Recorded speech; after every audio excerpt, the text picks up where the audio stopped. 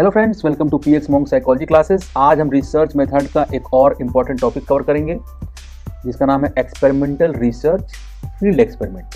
तो इसी पर बात करेंगे। अगर आपने अभी तक हमारा चैनल सब्सक्राइब नहीं किया है तो जल्दी से कर लीजिए ताकि आपको लेटेस्ट अपडेट्स मिलते रहें।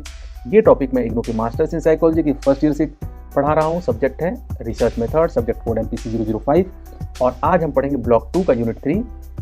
चैप्टर का नाम है एक्सपेरिमेंटल रिसर्च फील्ड एक्सपेरिमेंट। तो चलिए स्टार्ट करते हैं आज का हमारा सेशन। तो सबसे पहले एक्सपेरिमेंटल रिसर्च और फील्ड रिसर्च का कॉन्टेक्स्ट जो है समझते हैं ताकि आगे चैप्टर समझने में आसानी हो। तो सोचिए, आप एक स्कूल के टीचर हैं और आप ये जानना चाहते हैं कि कौन सी टीचिंग मेथड, जैसे कि लेक्चर हो, ट्यूटोरियल है, तो स्टूडेंट्स के लिए ज़्यादा इफेक्टिव कौन सा है। आप दो तरीके से ये जान सकते हैं। सबसे पहले एक्सपेरिमेंटल रिसर्च। एक्सपेरिमेंटल रिसर्च में क्या होता है, लेबोरेटरी सेटिंग्स होती है। जब जैसे कि हम लोग एक्सपेरिमेंट करते हैं ना लैब में, आपने देखा होगा या किया भी होगा, तो उसको बोलते हैं एक्सपेरिमेंटल रिसर्च, जो एक लेबोरेटरी सेटिंग्स में होती है। तो इसमें आप कंट्रोल्ड इन्वायरमेंट में काम करते हैं। जैसे अगर आप लेबोरेटरी में किसी चीज़ को टेस्ट कर रहे हो तो आप हर चीज़ को कंट्रोल कर सकते हैं। तो मान लीजिए आपने एक क्लासरूम सेटअप किया है जहां आप लेक्चर मेथड और ट्यूटोरियल मेथड को अप्लाई करते हैं। आप स्टूडेंट्स का परफॉर्मेंस ऑब्जर्व करते हैं जैसे कि एक एक्सपेरिमेंट में होता है। उसी तरीके से आप हर चीज़ को कंट्रोल करते हो, जैसे रूम का टेम्परेचर, स्टूडेंट का बिहेवियर, ताकि आपको सिर्फ टीचिंग मेथड का इफेक्ट समझ में आए। ये हो गया experimental research. Field research, field research में आप एक्चुअल जो है दुनिया है उसमें जो है काम करते हैं, लोगों के बीच में जाके। जैसे स्कूल की असली सेटिंग में, सच में स्कूल में जाते हैं। एक्सपेरिमेंटल रिसर्च में आपने एक सेटिंग बनाई थी, लेकिन यहाँ पे आप सच में स्कूल में जाते हैं। तो मान लीजिए आप 100 स्टूडेंट्स को दो ग्रुप्स में डिवाइड करते हैं और एक ग्रुप को लेक्चर और दूसरे को ट्यूटोरियल दिखाते हैं। आप ये चीज़ ऑब्जर्व करते हैं कि स्टूडेंट्स कैसे रिएक्ट करते हैं और किस मेथड से उनका परफॉर्मेंस इंप्रूव होता है। ये रियल लाइफ इन्वायरमेंट में होता है, इसलिए आपको ज़्यादा कंट्रोल नहीं करना होता। लोग इन्वायरमेंट और दूसरे फैक्टर्स नेचुरली इन्फ्लुएंस करते हैं यहाँ पे। तो समरी क्या हुआ इसका, एक्सपेरिमेंटल रिसर्च एक कंट्रोल सेटिंग में होता है जहाँ पर हर चीज़ को कंट्रोल कर सकते हैं आप, और field research real life situations में होता है जहाँ आपको चीज़ों को नेचुरली ऑब्जर्व करना पड़ता है। ये आपको अब समझ में आ गया होगा। आगे बढ़ेंगे तो और थोड़ा क्लियर हो जाएगा। तो चलते हैं, सबसे पहले पढ़ते हैं इंट्रोडक्शन। तो जैसे कि पिछले यूनिट में हमने क्या पढ़ा था, एक्स पोस्ट फैक्टो रिसर्च, ठीक है, जिसमें कि हम लोग इवेंट के होने के बाद जो रिसर्च करते हैं उसके कॉज को पता लगाने की कोशिश करते हैं, वो था एक्स पोस्ट फैक्टो रिसर्च। अब हम एक्सपेरिमेंटल रिसर्च और फील्ड रिसर्च पर फोकस करेंगे। तो रिसर्च को 4 कैटेगरीज में डिवाइड किया जाता है। कौन कौन से, लेबोरेटरी एक्सपेरिमेंट्स, एक्सपेरिमेंटल रिसर्च जो कि फील्ड एक्सपेरिमेंट्स हैं, तीसरा है फील्ड स्टडीज और फिर सर्वे रिसर्च। तो इस यूनिट में हम कवर करेंगे एक्सपेरिमेंट्स और एक्सपेरिमेंटल रिसर्च डिज़ाइन के टाइप्स, अच्छी एक्सपेरिमेंटल डिज़ाइन के क्राइटेरिया, यानी क्या चीज़ें इंपॉर्टेंट होती हैं एक्सपेरिमेंटल डिज़ाइन में, और इसे हम आसान तरीके से समझेंगे ताकि आप सबको आसानी से समझ में आ जाए। तो शुरू करते हैं एक्सपेरिमेंटल रिसर्च और फील्ड एक्सपेरिमेंट। तो रिसर्च प्रॉब्लम को आइडेंटिफाई करना, ये कोई भी रिसर्च करते हैं तो हम सबसे पहला स्टेप यही होता है, रिसर्च का जो प्रॉब्लम है उसको आइडेंटिफाई करना। तो हर रिसर्च का पहला स्टेप है रिसर्च प्रॉब्लम को आइडेंटिफाई करना या डिफाइन करना। ये आपको स्पेसिफिक एरिया पर फोकस करने में हेल्प करता है। प्रॉब्लम को अच्छे से ऑपरेशनलाइज करना ज़रूरी है ताकि एक्यूरेट मेजरमेंट्स मिल सकें। तो प्रॉब्लम डिफाइन करने के बाद एक हाइपोथेसिस, पॉजिटिव, नेगेटिव या नल, कोई भी हो सकता है, बनाना पड़ता है। ये हम ऑलरेडी कई चैप्टर्स में पढ़ चुके हैं। तो एक्सपेरिमेंटल रिसर्च में क्या होता है, ये ज़्यादातर साइंस फील्ड्स जैसे फिजिक्स, केमिस्ट्री, बायोलॉजी, इसमें यूज़ होता है एक्सपेरिमेंटल रिसर्च। इसमें जो होता है दो वेरिएबल्स होते हैं, इंडिपेंडेंट वेरिएबल यानी कि कॉज जो कि आज़ाद है, जिसको हम चेंज करते हैं, और डिपेंडेंट वेरिएबल जो कि जिस पे इफेक्ट होता है, वो हो गया डिपेंडेंट वेरिएबल। तो एक्सपेरिमेंटल रिसर्च में दो वेरिएबल्स होते हैं, इंडिपेंडेंट वेरिएबल यानी कॉज और डिपेंडेंट वेरिएबल यानी कि इफेक्ट। तो इंडिपेंडेंट वेरिएबल को मैनिपुलेट किया जाता है और उसके इफेक्ट को डिपेंडेंट वेरिएबल पर ऑब्जर्व किया जाता है। सारे दूसरे एक्सट्रेनियस फैक्टर को कंट्रोल किया जाता है, यानी कोई और फैक्टर अगर हो बीच में जो इसमें इफेक्ट कर रहा हो तो उसको कंट्रोल किया जाता है, जब ये लेबोरेटरी सेटिंग्स में होते हैं तब। और ये साइंटिफिक अप्रोच फॉलो करता है एक्सपेरिमेंटल रिसर्च, जहां वेरिएबल्स को मैनिपुलेट करके कैजुअल रिलेशनशिप स्टडी किए जाते हैं। ये हो गया एक्सपेरिमेंटल रिसर्च। फील्ड एक्सपेरिमेंट में क्या होता है, ये रियल लाइफ सेटिंग्स में कंडक्ट किए जाते हैं, लेबोरेटरी एक्सपेरिमेंट्स के तरीके से नहीं होते हैं। एक्सट्रेनियस फैक्टर्स पर लिमिटेड कंट्रोल होता है, क्योंकि आप रियल लाइफ सिनेरियो में अगर चीज़ें कर रहे हैं तो वहाँ एक्सट्रेनियस फैक्टर जो एक्स्ट्रा वेरिएबल्स होते हैं उसको आप कंट्रोल कैसे कर पाएंगे। तो एक्सट्रेनियस फैक्टर पर लिमिटेड कंट्रोल होता है। फिर दो ग्रुप्स को सेलेक्ट किया जाता है जिन्हें एज, सेक्स, एजुकेशन एक्सेट्रा जैसे फैक्टर्स पर मैच किया जाता है। एक ग्रुप को मैनिपुलेशन दिया जाता है और दूसरे को नहीं, यानी वो कंट्रोल ग्रुप होता है।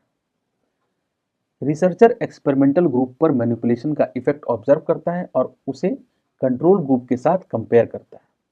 एक ग्रुप को यानी कि कंट्रोल ग्रुप माना गया जहां पर चीजें कंट्रोल करके की जाती हैं, और एक ग्रुप को जो है एक्सपेरिमेंटल ग्रुप जिनको मैनिपुलेट किया जाता है। फिर बाद में दोनों को कंपेयर किया जाता है। ये है फील्ड एक्सपेरिमेंट। अभी और आगे बढ़ेंगे तो और आपको समझ में आसानी से आएगा। तो एग्जाम्पल के थ्रू समझते हैं। एक रिसर्चर जो है teaching methods lecture versus tutorial को कंपेयर करता है। वो 100 बच्चों को दो ग्रुप्स में रैंडम असाइन करता है, फिर उनकी एकेडमिक परफॉर्मेंस को कंपेयर करता है बिफोर और आफ्टर टीचिंग मेथड्स को अप्लाई करने के बाद। ये हो गया एग्जाम्पल जो दोनों तरह के रिसर्च में किया जा सकता है। एक्सपेरिमेंटल रिसर्च और फील्ड एक्सपेरिमेंट्स के बीच क्या क्या डिफरेंस है, अब आपको क्लियरली समझ में आ जाएगा। एक्सपेरिमेंटल रिसर्च और जो फील्ड एक्सपेरिमेंट है उसमें डिफरेंस क्या क्या है। सबसे पहले सेटिंग।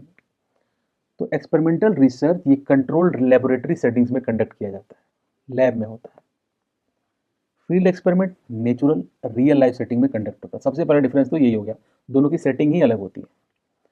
दूसरा, कंट्रोल ओवर वेरिएबल्स। वेरिएबल्स में किस तरीके से कंट्रोल होता है। तो एक्सपेरिमेंटल रिसर्च में एक्सट्रेनियस फैक्टर पर हाई कंट्रोल होता है, जो एक्स्ट्रा फैक्टर्स हैं उन पर हाई कंट्रोल होता है। फील्ड एक्सपेरिमेंट में ये चीज़ नहीं हो पाती, उन पर लिमिटेड कंट्रोल होता है एक्सट्रेनियस फैक्टर्स पर। तो एक्सपेरिमेंटल रिसर्च में रिसर्चर इंडिपेंडेंट वेरिएबल को मैनिपुलेट करता है और डिपेंडेंट वेरिएबल पर उसका इफेक्ट देखता है। फील्ड एक्सपेरिमेंट में रिसर्चर वेरिएबल्स को मैनिपुलेट करता है, लेकिन कंट्रोल उतना प्रिसाइज नहीं होता इसमें। फिर आता है ग्रुप्स। एक्सपेरिमेंटल रिसर्च ग्रुप्स में रैंडम असाइनमेंट होता है इसमें। फील्ड एक्सपेरिमेंट में ग्रुप्स को कैरेक्टरिस्टिक्स के बेसिस पे एज, एजुकेशन एक्सेट्रा के हिसाब से मैच किया जाता है ग्रुप्स को। एक्सपेरिमेंटल में रैंडम होता है, ठीक है।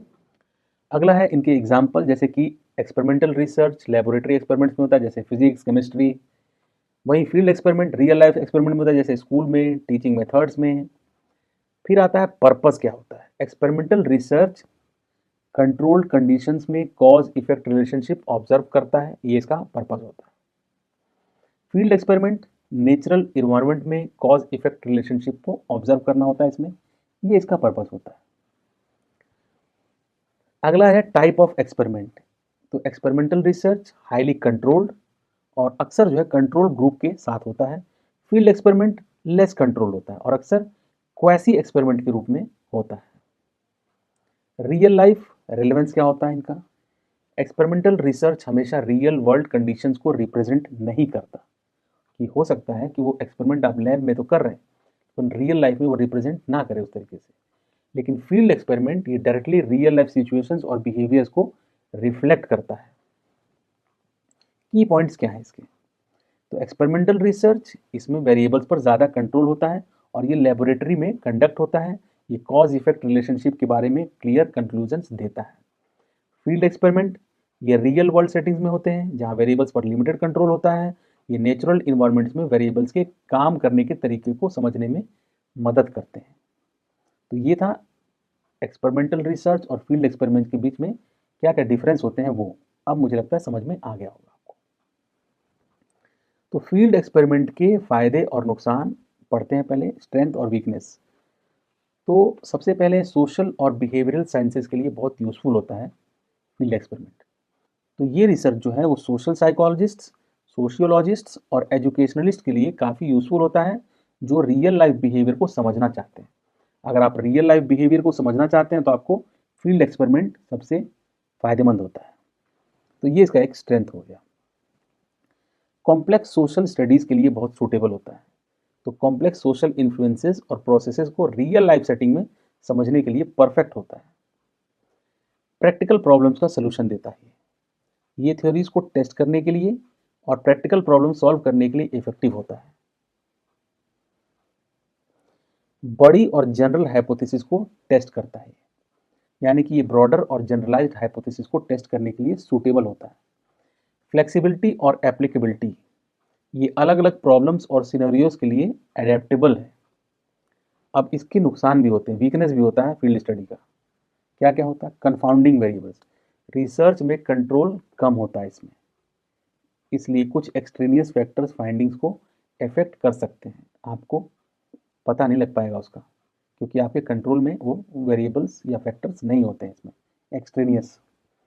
रिसर्च का जो रिसर्चर का एटीट्यूड होता है वो इसका वीकनेस होता है। अगर रिसर्चर का एटीट्यूड नेगेटिव हो तो आउटकम पर इसका असर पड़ सकता है। कंसेंट और कोऑपरेशन की इसमें ज़रूरत होती है। सब्जेक्ट्स और इंस्टीट्यूशन से कंसेंट लेना और कोऑपरेशन मिलना थोड़ा चैलेंजिंग हो सकता है। हर कोई हो सकता है आपको इसके लिए अलाउ ना करे, कंसेंट अपना ना दे ये चीज़ करने के लिए, एक्सपेरिमेंट करने के लिए या रिसर्च करने के लिए। तो ये एक प्रॉब्लम हो सकती है कोऑपरेशन की और कंसेंट की।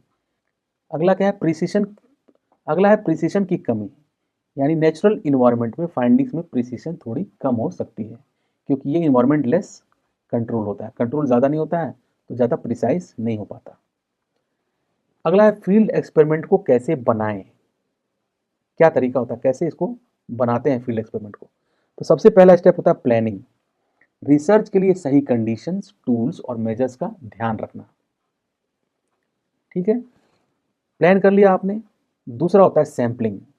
रिप्रेजेंटेटिव सैंपल चूज करना इसमें ज़रूरी है। इसमें प्रोबेबिलिटी सैम्पलिंग यानी रैंडम मेथड्स यूज़ कर सकते हैं, जैसे स्ट्रैटिफाइड, क्लस्टर, सिस्टमैटिक रैंडम, ये सब हमने सैम्पलिंग वाले चैप्टर में पढ़ा था। Non probability sampling, random methods नहीं यूज़ किए जाते इसमें, जैसे कोटा, पर्पसिव, एक्सीडेंटल, ये सब चीज़ें नॉन प्रोबेबिलिटी सैम्पलिंग इसमें बेसिकली नहीं होती। अगला है रिसर्च डिज़ाइन, यानी सैम्पलिंग आपने कर लिया, अब रिसर्च डिज़ाइन करना होता है। तो रिसर्च डिज़ाइन में आपको पता है कि ये एक ब्लूप्रिंट होता है जो रिसर्च के सभी एस्पेक्ट को इंक्लूड करता है, जैसे सेटिंग, सब्जेक्ट्स, इंस्ट्रूमेंट्स, वेरिएबल्स और कंट्रोल ग्रुप्स। डिज़ाइन हो गया। टूल्स ऑफ डेटा कलेक्शन, कैसे आप डेटा कलेक्ट करेंगे उस टूल को आप डिसाइड करते हैं। तो टूल्स, मेजरमेंट मेथड्स और स्टैटिस्टिकल टूल्स को डिसाइड करना इसमें बहुत ज़रूरी होता है। वो हो गया। उसके बाद आपको प्रोसीजर डिफाइन करना होता है, परमिशन लेना, सब्जेक्ट को सेलेक्ट करना, उन्हें कंट्रोल और एक्सपेरिमेंटल ग्रुप्स में डिवाइड करना, प्री टेस्ट कंडक्ट करना, मेथड्स अप्लाई करना जैसे लेक्चर या ट्यूटोरियल, और पोस्ट टेस्ट कंडक्ट करना। ये हो गया इसका प्रोसीजर। अगला है स्टैटिस्टिकल एनालिसिस, यानी स्टैटिस्टिकल टेस्ट जैसे कि टी टेस्ट यूज़ करके आप इसमें यूज़ करते हैं ताकि ग्रुप के बीच डिफरेंसेस यानी प्री और पोस्ट टेस्ट इसकी जो रिजल्ट्स हैं उसमें सिग्निफिकेंस चेक किया जा सके।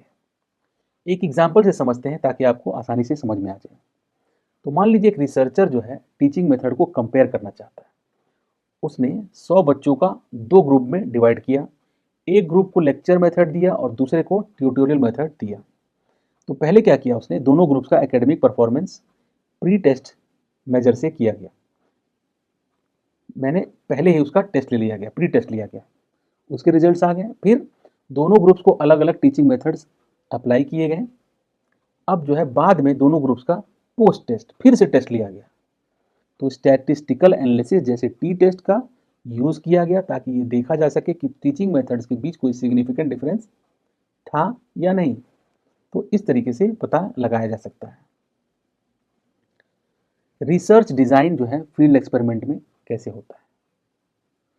तो रिसर्च का मेन गोल वेरिएबल्स के बीच रिलेशनशिप को समझना होता है और ये साइंटिफिकली किया जाता है। इसमें एक इंडिपेंडेंट वेरिएबल को मैनिपुलेट किया जाता है और उसके इफेक्ट को डिपेंडेंट वेरिएबल पर ऑब्जर्व किया जाता है अंडर कंट्रोल्ड कंडीशंस।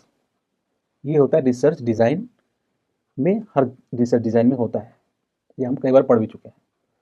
तो रिसर्च डिज़ाइन किस तरीके से होता है फील्ड एक्सपेरिमेंट में। तो की कंपोनेंट्स इसमें क्या होते हैं, प्लानिंग, ये हम लोग ऑलरेडी पढ़ चुके हैं। ये स्टडी का ओवरऑल स्कीम होता है, जैसे एक प्रपोजल, इसमें रिसर्च के गोल्स और ऑब्जेक्टिव जो है डिफाइन किए जाते हैं। प्लानिंग के बाद स्ट्रक्चर यानी फ्रेमवर्क बनाया जाता है कि वेरिएबल्स कैसे ऑपरेट करेंगे और किस तरीके से स्टडी कंडक्ट होगी। स्ट्रक्चर बनने के बाद स्ट्रेटजी बनाई जाती है, ये मेथड डेटा कैसे कलेक्ट करना है, एनालाइज करना है और इंटरप्रेट करना है। तो ये बताता है कि रिसर्च ऑब्जेक्टिव्स कैसे अचीव किए जाएंगे और चैलेंजेस को कैसे हैंडल किया जाएगा। कर्लिंगर की डेफिनेशन भी आती है इसमें, 1998 में उन्होंने कुछ डेफिनेशन दिया था, यानी प्लान स्ट्रक्चर स्ट्रेटजी के बारे में। तो प्लान को बोलते हैं ओवरऑल स्टडी का स्कीम, स्ट्रक्चर यानी वेरिएबल्स के ऑपरेशंस का डिटेल्ड आउटलाइन, कैसे वेरिएबल को ऑपरेट करेंगे, और थर्ड स्ट्रेटजी डेटा कलेक्शन और एनालिसिस का मेथड। ये सेम चीज़ हमने ऊपर पढ़ी थी अभी, वही सेम चीज़ है, कर्लिंगर डेफिनेशन भी कोई अलग नहीं। मायर्स डेफिनेशन क्या है, वो 1980 में दिया गया था। डिज़ाइन एक्सपेरिमेंट का जनरल स्ट्रक्चर होता है, वो कहते हैं स्पेसिफिक कंटेंट नहीं। डिज़ाइन जो है एक्सपेरिमेंट का जनरल स्ट्रक्चर होता है, सिर्फ एक जनरल स्ट्रक्चर होता है डिज़ाइन। तो ये फ्रेमवर्क जो होता है रिसर्चर्स को रिसर्च क्वेश्चन को सिस्टमेटिकली इन्वेस्टिगेट करने में हेल्प करता है और वेरिएबल्स वेरिएंस को कंट्रोल करने में हेल्प करता है। ये है मायर्स डेफिनेशन। कोई भी अलग कोई ऐसी बात नहीं हो रही है, सब कुछ पहले हम लोग बात कर चुके हैं, वही सारी बातें। रिसर्च डिज़ाइन के कुछ ऑब्जेक्टिव्स होते हैं। रिसर्च डिज़ाइन जो हम लोग करते हैं वो क्यों करते हैं, रिसर्च क्वेश्चन के आंसर देना। सबसे पहला ऑब्जेक्टिव होता है इसका रिसर्च क्वेश्चंस का आंसर देना।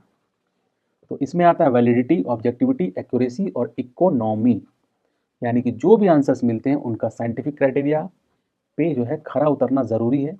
इसका मतलब है कि आंसर्स वैलिड, अनबायस्ड और एक्यूरेट होने चाहिए और रिसर्च कॉस्ट इफेक्टिव हो। ठीक है, ये पहला ऑब्जेक्टिव होता है इसका। हाइपोथेसिस टेस्टिंग होता है अगला। रिसर्च डिज़ाइन को हाइपोथेसिस टेस्ट करने के लिए तैयार किया जाता है। जैसे अगर आपको इंटरेक्शन इफेक्ट्स देखने हैं तो आप फैक्टोरियल डिज़ाइन का यूज़ करेंगे और अनोवा से यानी अनोवा टेस्ट से एनालिसिस करेंगे। तो ये हो गया हाइपोथेसिस टेस्टिंग।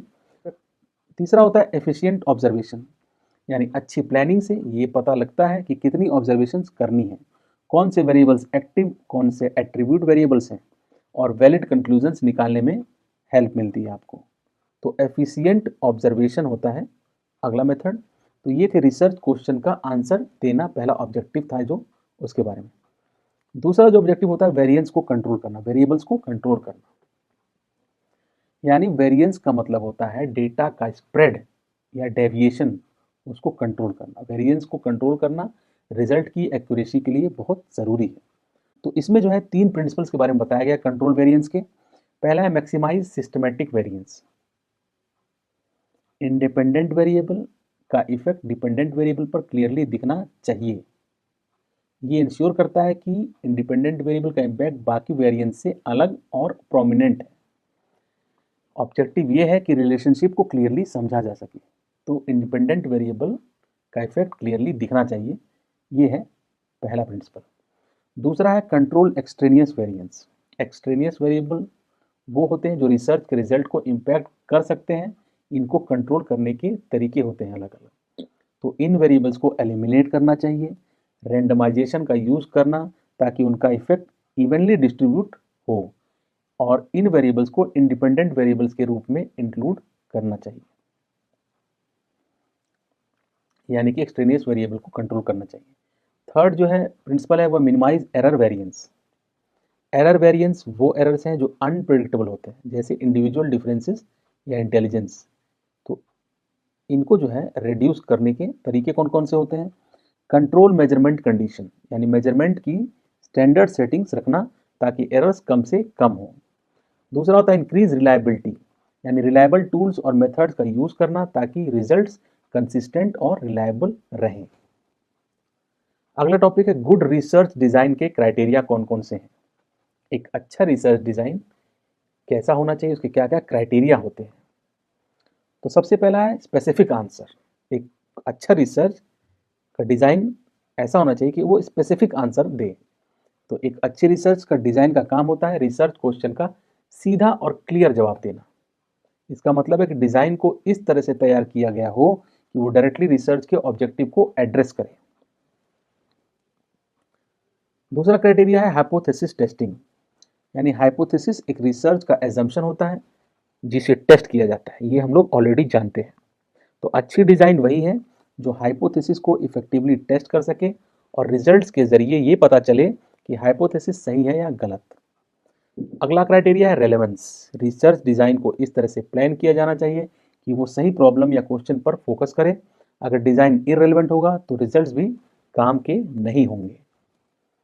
अगला है कंट्रोल ऑफ वेरिएबल्स, यानी रिसर्च में कई बार अनवांटेड वेरिएबल्स रिजल्ट्स को अफेक्ट कर सकते हैं।